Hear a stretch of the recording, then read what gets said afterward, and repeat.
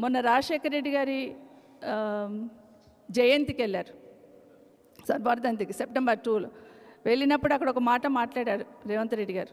ఏమని మాట్లాడారంటే, రాజశేఖర రెడ్డి గారు చాలా గొప్పగా పనిచేశారు ప్రజల కోసం, రాజశేఖర రెడ్డి గారి ఆశయాన్ని సాధించే దిశగా నేను కూడా పనిచేస్తాను అని ఒక మాట మాట్లాడున్నారు. సంతోషం అనిపించింది. సరే, ఎప్పటికైనా మార్పు వస్తే సంతోషం అనుకున్నాం. కానీ నెక్స్ట్ డేనే మళ్ళొక మీటింగ్లోకి వెళ్ళి చంద్రబాబు నాయుడు గారి పార్టీ, టీడీపీ పార్టీ చాలా అద్భుతమైన పార్టీ అన్నాడు. మరి రాజశేఖర రెడ్డి గారు ఎవరి మీద పోరాటం చేశారు?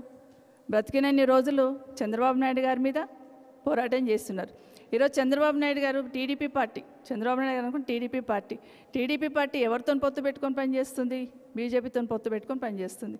అదే బీజేపీ మీద, అదే టీడీపీ మీద బ్రతికున్న రోజులు రాజశేఖర రెడ్డి గారు పోరాటం చేస్తున్నారు. నిజంగా రెండు రకాల మాటలు ఎట్లా మాట్లాడాలనిపిస్తుంది అనేది ఇప్పటికీ ఆశ్చర్యం వేస్తూ ఉంటుంది. నిజంగానే రాహుల్ గాంధీ గారు ఒకసారి ఆలోచించాలి. ఈరోజు ఇక్కడున్న కాంగ్రెస్ పార్టీ, ఆ రోజు మేము చాలా గొప్పగా చెప్తాం, రాజశేఖర రెడ్డి గారి నాయకత్వంలో ఆ రోజున్న కాంగ్రెస్ పార్టీలో పనిచేసినాం. కానీ ఆ కాంగ్రెస్ పార్టీకి ఈ కాంగ్రెస్ పార్టీకి చాలా తేడా ఉంది. అది సోనియా గాంధీ గారి నాయకత్వంలో పనిచేస్తే ఈ కాంగ్రెస్ పార్టీ ఎవరి నాయకత్వంలో పనిచేస్తుంది అనేది కాంగ్రెస్ పార్టీ నాయకులు, కార్యకర్తలు ఆలోచించాలి. రాహుల్ గాంధీ గారు కూడా ఆలోచించాలి. ఈరోజు ఏం జరుగుతుంది, ఎవరి కోసం పనిచేస్తుంది, ఎవరి కోసం పనిచేస్తున్నారు ఇక్కడున్న ప్రభుత్వంలో ఉన్న వాళ్ళనేది తప్పకుండా ఆలోచించాలి.